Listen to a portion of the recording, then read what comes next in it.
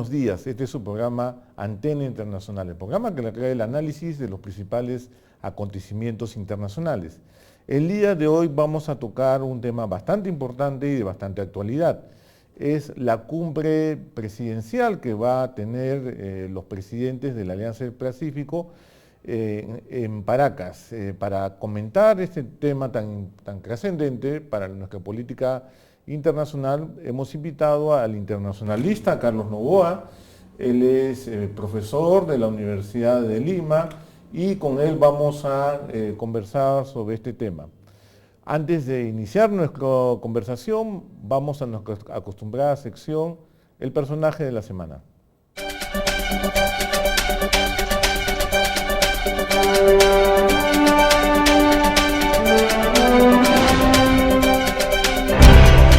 El personaje de la semana es el multimillonario Donald Trump.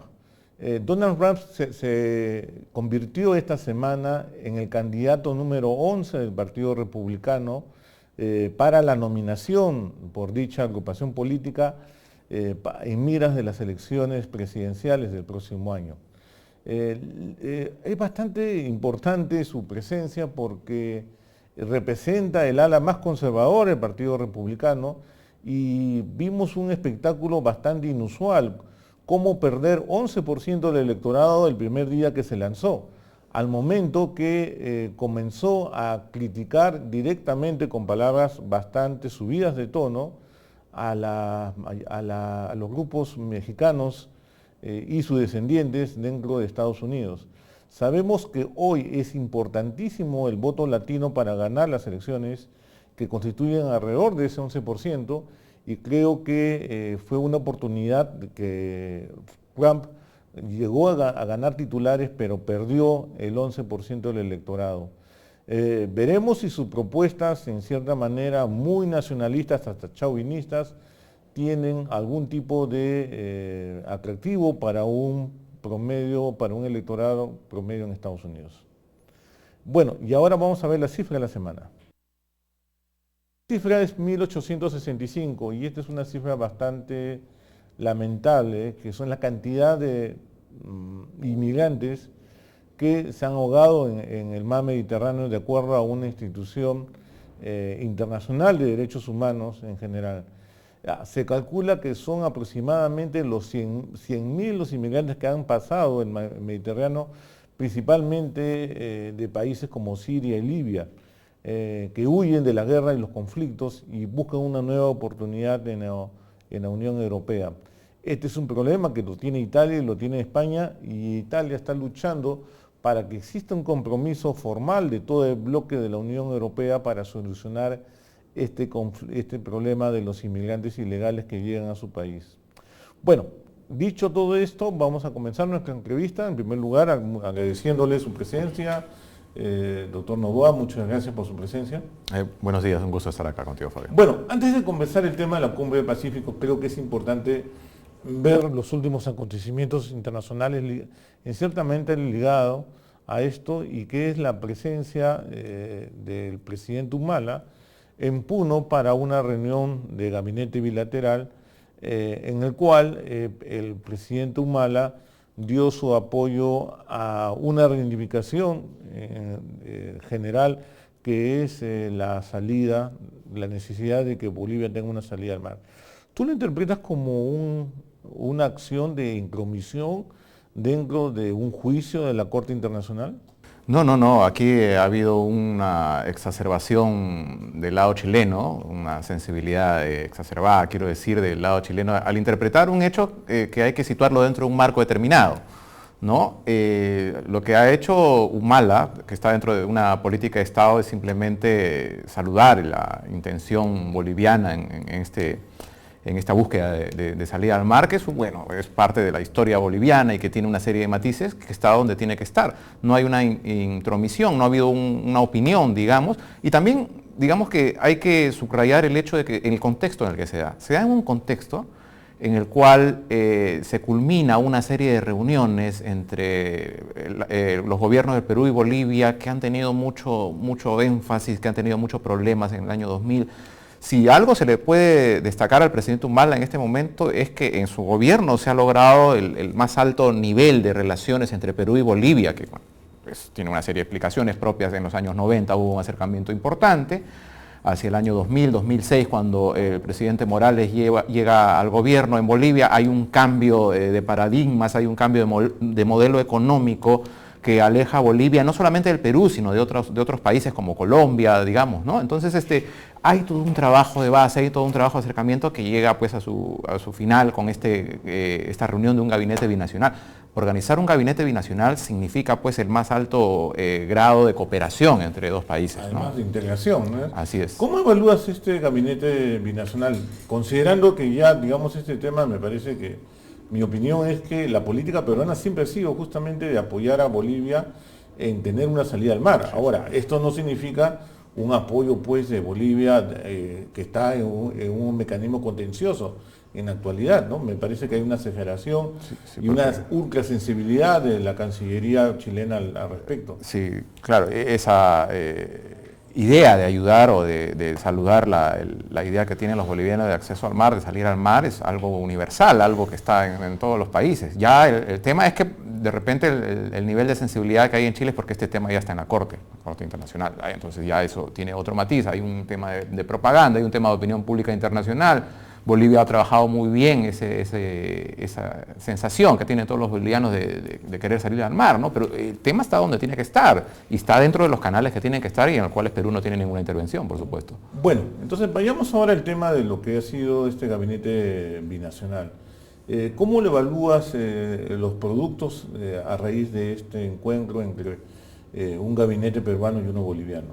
Es muy interesante porque cuando se llega a estas instancias ha habido todo un trabajo de preparación de largo plazo en el cual ya llegan los presidentes prácticamente a firmar acuerdos o afinar algún tipo de acuerdo que ya está determinado, con antelación, por supuesto, ¿no?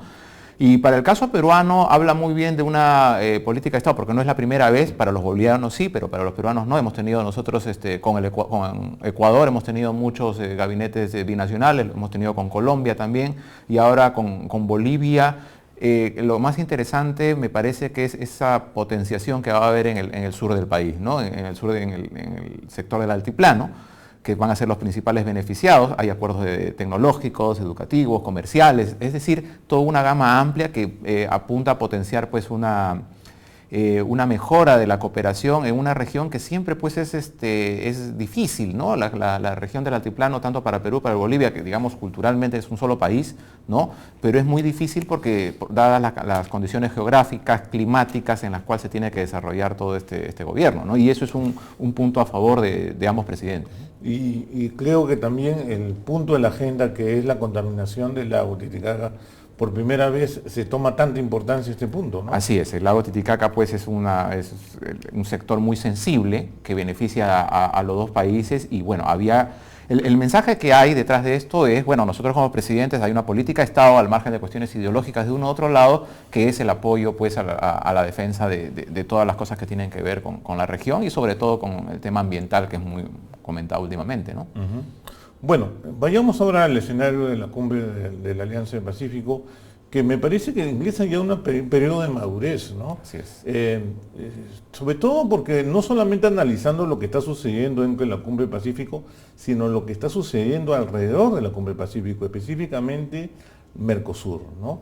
Brasil ha decidido hace una semana tomar una campaña para impulsar la mayor cantidad de exportaciones y en búsqueda de tratados de libre comercio que el mismo Mercosur se lo está restringiendo. ¿No crees que Mercosur se ha dado cuenta de que finalmente, el año pasado, mientras que los países en conjunto de lo que es la Alianza del Pacífico crecieron más de 2.6, los países en conjunto de Mercosur tuvieron un decrecimiento de menos 0.5%, ¿no crees que se han dado cuenta de que el comercio y la apertura de sus mercados es el camino para seguir desarrollándose? Sí, evidentemente se han dado cuenta porque aquí hay una cosa que es bien clara, ¿no? Si la Alianza del Pacífico ha venido trabajando de manera concreta, como bien lo dijiste, ha entrado a un nivel de madurez, precisamente porque han visto las cosas de una manera práctica, comercial, ¿no? Subordinando el tema político, tal vez a al objetivo del crecimiento económico y comercial entre los países de la Alianza, que han mirado precisamente al Pacífico como un mercado de oportunidades, mientras que Mercosur ha estado muy ideologizado, ¿no? El tema comercial ha estado subordinado a opiniones políticas de sus presidentes, de sus líderes, que, bueno, digamos, ha hecho que retrasen un poco el objetivo, ¿no? Que el mismo significado de la palabra Mercosur, ¿no? El mercado común del sur, que no, de mercado ha tenido poco, el proceso de adecuarse a las políticas comerciales y económicas de acuerdo a los movimientos que ha habido en los últimos años, pues ha marcado una pauta general que es el mercado, que son los tratados de libre comercio, una manera de salir de la crisis, como los países del Mercosur, de la Alianza del Pacífico, fíjate, pese a la crisis en Estados Unidos, pese a la crisis en Europa, han sabido mantenerse económicamente, lo cual no ha pasado tanto en los países del Mercosur, que salvo Bolivia, bueno, han tenido unos problemas estructurales, ¿no? Que no lo han podido solucionar. Brasil se ha dado cuenta, Brasil ha entrado a una recesión, tiene un tema económico, tiene un tema político muy fuerte, entonces hay que cambiar pues el rumbo de eso, ¿no? Argentina ha sido tal vez el país que más se opone, bueno, junto con Venezuela, aunque Venezuela todavía no asume el 100% de las políticas de Mercosur, sino es un proceso paulatino en el cual está ingresando. Argentina tal vez sea el principal país en el cual se ha opuesto a cualquier tipo de tratado de libre comercio, sobre todo viendo la parte agrícola, el famoso argumento de que son subsidiados los productos agrícolas en Europa y ellos no pueden competir con ese subsidio, ¿no? Y hasta que no se levante eso, Argentina no activa. Sí. ¿No? Argentina no está dispuesta a hacer un tratado de libre comercio. ¿Será Argentina y esta posición causa de ruptura de Mercosur en el futuro ante la demanda de la misma presidenta Dilma Rousseff, de impulsar el comercio de Brasil? Sí, bueno, estamos en una coyuntura importante en Mercosur porque Argentina, uno de los países más importantes de este bloque, precisamente tiene elecciones generales ahora en octubre, ¿no? Entonces va a depender mucho de quién sea elegido sucesor de Cristina Fernández de Kirchner, ¿no?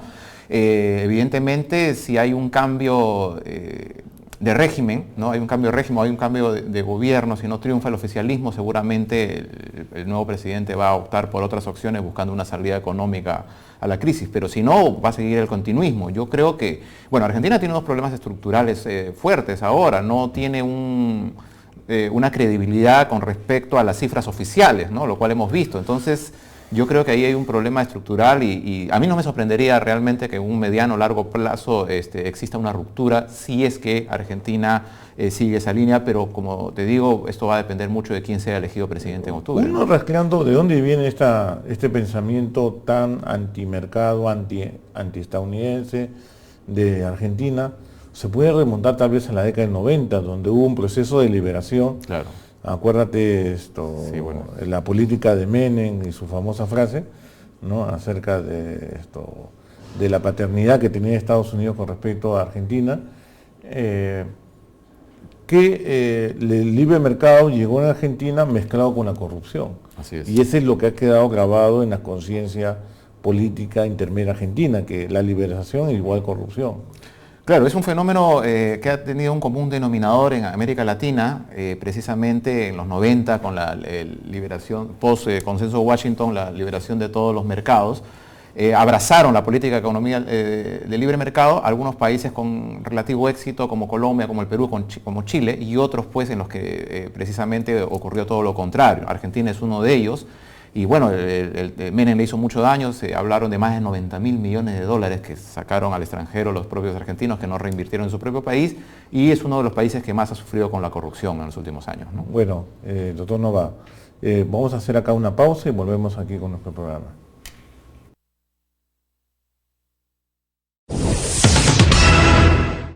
Hoy 12 de junio iniciamos nuestras transmisiones en vivo, con el corazón en la mano, ¿por qué no decirlo? Pero con el firme propósito de brindar información de primera mano, seria, responsable.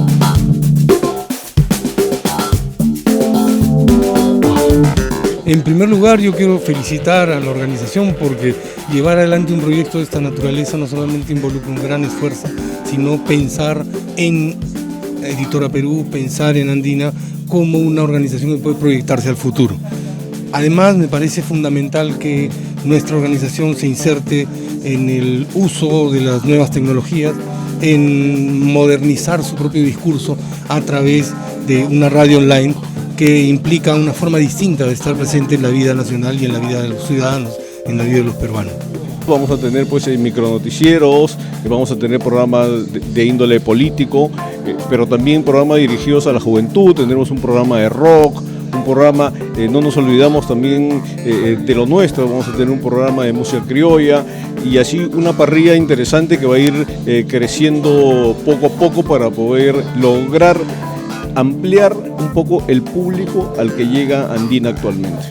Conéctese con Radio Andina Online. Esta es una plataforma informativa y, como lo decía hace un momento mis compañeros, pretende ser formativa, pretende alcanzar información para que ustedes sean mejores ciudadanos, de manera tal que nuestro Estado y nuestra democracia también se perfeccione de la misma mano.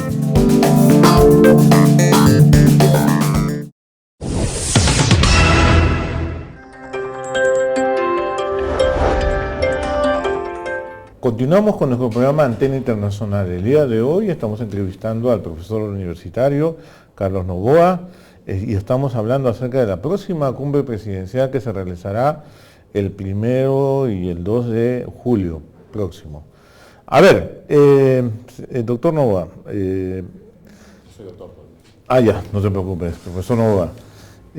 ¿Qué perspectivas y qué expectativas tiene acerca de la siguiente cumbre presidencial de los países de la Alianza del Pacífico? Bueno, lo más importante es que para el caso de la Alianza del Pacífico hay una mirada hacia un entorno que es todo este mercado, una ventana de oportunidades económicas que han sabido trabajar muy bien nuestros países, pese a los niveles de crisis interna que puede haber, ¿no? Si vemos el caso, por ejemplo, mexicano, con un problema de inseguridad fuerte, con un problema de corrupción, de acusaciones de corrupción, con un problema de falta de Estado en muchos sectores de México, el caso colombiano que tiene pues en ascuas a su gente con el proceso de paz con las FARC, y el caso chileno, ¿no? Que para la presidenta Bachelet este segundo mandato francamente es muy complicado porque apenas tiene un año en el gobierno y los niveles de desaprobación son altos. Sin embargo, todos nuestros países han sabido mirar a la cuestión del mercado, a la cuestión del Pacífico, como una ventana de oportunidades para potenciar, para mejorar el tema económico, este tema de desaceleración a partir de la baja de los precios en las materias primas a nivel internacional. Entonces hay un tema claro, hay un tema práctico, hay un tema que no lo ha tenido Mercosur, que ha estado, como te decía, muy ideologizado, y nosotros sí estamos mirando a fondo, estamos mirando otros mercados, estamos mirando toda la dinámica que hay en la zona del Pacífico, y yo creo que va a ser positivo esto. A ver, vamos a dividir la preocupación de Mercosur, la preocupación de la Alianza del Pacífico. En primer lugar, el tema del el mercado de los otros países de la Alianza del Pacífico. O sea, cómo ha aumentado en los últimos años el comercio entre Perú con Chile, con México y con Colombia, ¿no? Y el segundo frente que se establece es cómo todo el bloque busca nuevas oportunidades de mercado, principalmente en los países asiáticos, ¿no? Así es. ¿Cómo evalúas lo primero?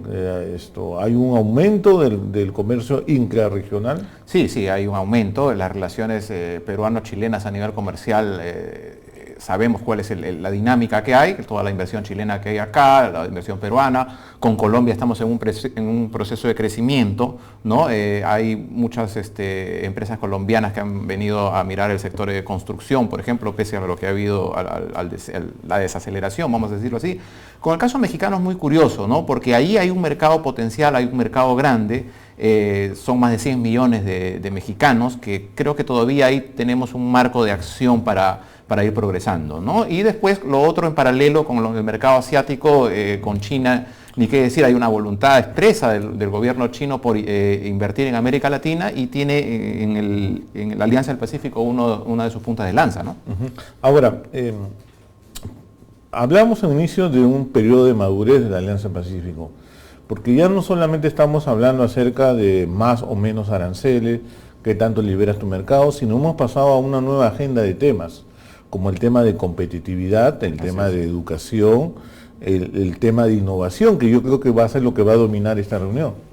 Sí, son temas de fondo y son temas que van más allá de quién es presidente en este momento, ¿no? Porque al ser políticas de Estado y darle una base sólida, y tal vez eso sea lo más importante, lo que haya generado este proceso de madurez, es que más allá de los gobiernos de turno, ¿no? Dentro del proceso democrático, lo que van quedando son estas bases que van a empezar a tener a ver la cosecha, sobre todo el tema de educación, el tema de innovación, ¿no? Entonces los gobiernos, estos 4 países que se van a reunir ahora en Paracas, se han dado cuenta, han visto que ya no solamente tenemos que mirar las materias primas, que es lo que digamos nos va a beneficiar a corto plazo, sino que ya hay una mirada que va un poco más allá en el sentido de apostar por la educación, por la innovación tecnológica y una serie de aspectos que son política de Estado y que muchas veces tienen réditos a 10 o 20 años todavía, ¿no? Claro, y un punto de ellos es muy importante, la creación del valor agregado. ¿Qué quiere decir?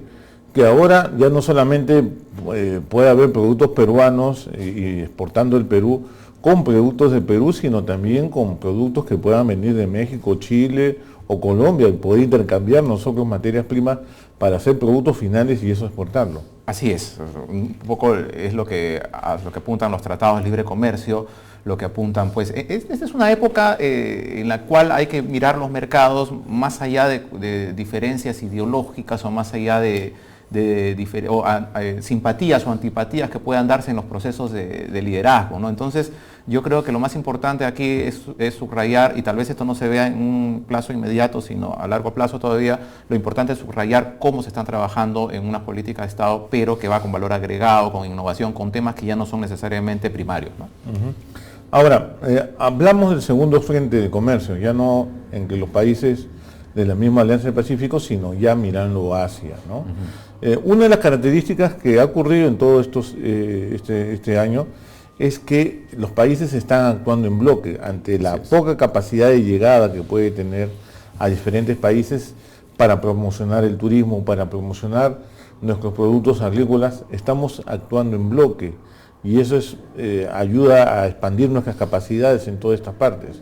¿Cómo observa este fenómeno? Es parte de lo que en relaciones internacionales se llama como cooperación, ¿no? Multilateral, dado de que efectivamente, pues si no hay una alianza, países pequeños como los nuestros, si no se unen, no van a tener un peso específico, ¿no? Entonces, ¿qué sucede? En Asia tienes el mercado coreano, chino, etcétera, ¿no? En lo cual la demanda es bastante grande, bastante importante. Entonces lo que se necesita aquí es hacer este tipo de alianzas, lo que generan pues es ofrecer productos pero de una manera más sostenida, ¿no es cierto?, para satisfacer pues demandas que son de mercados muy grandes y en las cuales, eso tal vez sea lo más importante, países como Colombia o el Perú, por ejemplo, no podrían hacerlo solos, ¿no? Y si tienes ahí a Chile y tienes a México, estamos hablando pues de casi 200 millones de habitantes que, digamos, ofrecen otro tipo de productos a un mercado pues que tiene más de 1.000 millones de habitantes, ¿no es cierto? Y no es casualidad que el primer ministro Lee hace un mes y unas semanas más llegara exactamente a los países del Alianza Pacífico en su última visita, ¿no? Está clarísimo que China pues tiene mucha confianza y ha apuntado a potenciar esta relación con la Alianza del Pacífico. Se habla de muchas cosas, son cuantas 3, 4 visitas que hace un mandatario chino a la región, lo cual habla pues de un interés por hacer bien las cosas, por mirar al futuro. Se está hablando ahora también de un acercamiento a la India, es decir, se ha visto pues, que hay una mejora de oportunidades en el mercado asiático, que tiene amplias demandas con una gran población, ¿no? Y independientemente del mercado asiático, ¿cómo observa la Alianza del Pacífico? ¿Cómo concentra el interés del mundo? Ya no estamos hablando ahora de otros tipos de bloques, estamos hablando de Estados Unidos como bloque, de Europa como bloque en general. Sí, yo creo que la Alianza del Pacífico, lo importante es que ha sabido cubrirse, ¿no? Potenciar, mostrar una imagen pues de un bloque que apunta a lo comercial, que es muy práctico, que busca una mejora económica, una mejora de relaciones que va más allá pues de temas políticos o de temas ideológicos que muchas veces pueden hacer ruido, ¿no?, en un proceso de integración. Bueno, profesor Novoa, yo quiero agradecerle por su presencia aquí en el programa y será hasta una siguiente oportunidad. Veremos qué sucede justamente en esta cumbre presidencial. Gracias por la invitación, Fabián. Bueno, y con ustedes será hasta la próxima oportunidad aquí en su programa Antena Internacional. Muy buenos días.